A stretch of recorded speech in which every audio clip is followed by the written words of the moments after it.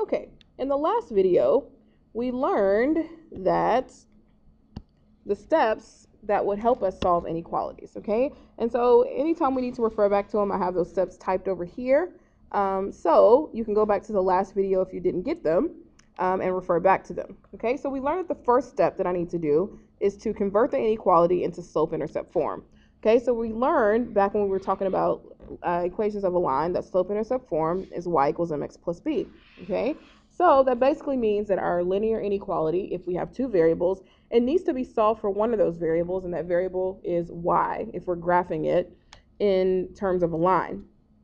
Okay, so why do we need to solve for y? Well, of course, in order to draw a line, since our inequality with two variables is going to contain a line, we have to be able to graph that line because that determines where our solutions are going to be. Okay, so this equation is already in the form y equals mx plus b. Okay, it's y is greater than x, however. Okay, so y is greater than x. Well, it would be equivalent to graphing the line y equals x, except it's not an equal sign. It's not equal, it's an inequality. But we will graph the line as if it's a line. Okay, so what does that mean? That means that I'm going to go ahead and start my my line at the y-intercept, and then I'm going to use the slope to find the next point. So m, my slope, is going to be 1 over 1. And just like if I were graphing a line, my y-intercept b is going to be 0. Okay, or we could write that as a point 0, 0. So I'm going to start here at 0, 0, and then I'm going to go up 1, right 1, up 1, right 1, and I'm going to continue that until I get the formation of my line. Notice that I'm not drawing my line yet, so I don't want you to do that. Okay, so if you need to pause the video and go ahead and plot the points that are on your line, okay, then you can do that. Okay, so why am I not drawing my line? Well, the inequality symbol, this here, tells me whether or not I'm going to draw a solid line or a dashed line. Okay, so that's step 2. So it tells me determine the line if the line of my inequality contains solutions. Well, we learned back in the last lesson that if I have a greater than sign, then that's shown on a number line by using an open circle. So let's say that I'm saying that x is greater than a, right? So that's shown by an open circle. And so if it's greater than, it points to the right. Well, keep that there. If it's greater than, then it points to the right.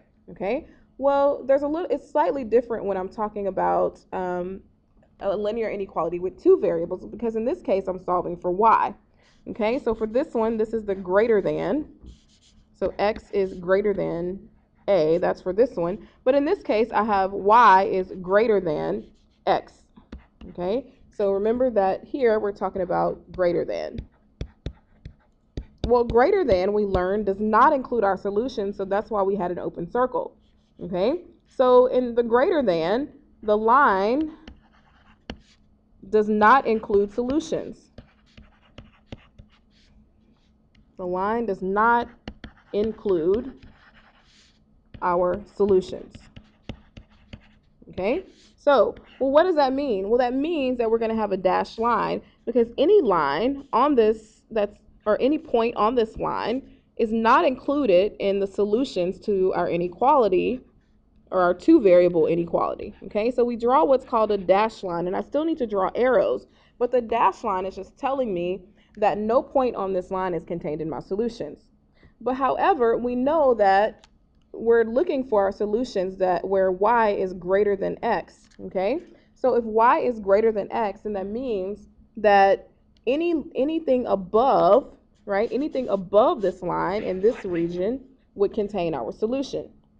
So how do we show that? Well, what we do is we take our graph and we shade it everywhere.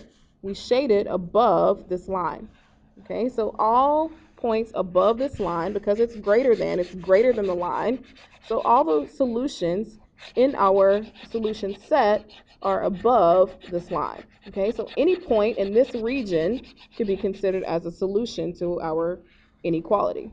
Okay, so I know try to wrap your head around that. I know that's a new concept for you.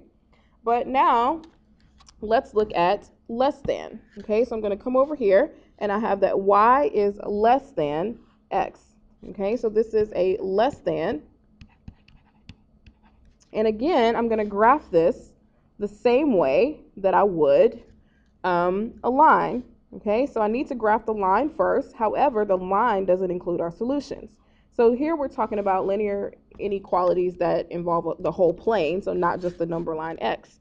Okay, so y is less than x. Therefore, I'm going to graph the line again because my m, my slope, is 1 over 1, and b, my y-intercept, is 0. So I'm going to graph this line. I'm going to put my points there. Okay, and I know my line is going to pass through the following points again. Okay, and notice that I'm not making this line solid at all. Okay, so what I'm going to do is I'm going to do another dashed line just like I did before, because less than also means not included. So remember when we had the number line, and let's say I had x is less than a, right? Well, if x was less than a was here, and less than was the a was open circled. There was an open circle on A, and my arrow pointed to the solutions were in the direction to the left, which matched the arrow. Well, in this case, my line is dashed, which is kind of like an open circle. It's the same concept, okay? So the less than symbol means that the points on this line are not included in my solution. However, all the points that are below, okay, that are below this line are included in my solution. So the region below, any point below this line, the point on this line, are included in my solution. So this whole entire region is basically where I can find my solutions. So if I pick a point in my solution, right, I can say that the point 5, 0 is in my solution. I can say that the point 2, -5 are in my solution. Whatever this point is, 7, -6 is in my solution. Okay. However, I can't say that the point, if I plot a point on 0, 0, 0, 0 is not included in my solution. Okay. And let's say I pick the point 3, 1, 2, 3. 3 is on the line, so it's not in my solution. Also, let's say if I pick the point 1, 5, well, that's way out of the region that's shaded, so that point is not in my solution. Okay, so here we're just basically trying to understand which points are in our solution or not. Okay, so we've looked at all 3 steps to solving the inequality or finding where our solutions are. We said, okay, we have to convert it to the inequality to the slope-intercept form, y equals mx plus b. Then we have to determine if the line is solid or dashed. So these lines that we graphed were both solid. Okay, so this one was solid, and this one was solid as well.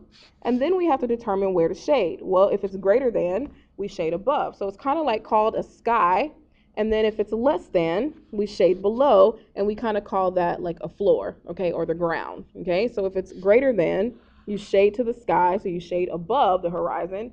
And if it's less than, you shade below, and you shade on the ground, so below the horizon, which is the ground, okay? So I hope this video has helped you with understanding what linear inequalities with 2 variables are, what they mean, and how to graph them. Okay, we'll do some more complicated ones later, but for this, you just need to understand the basics. All right? Hope this has helped, and see you in the next video.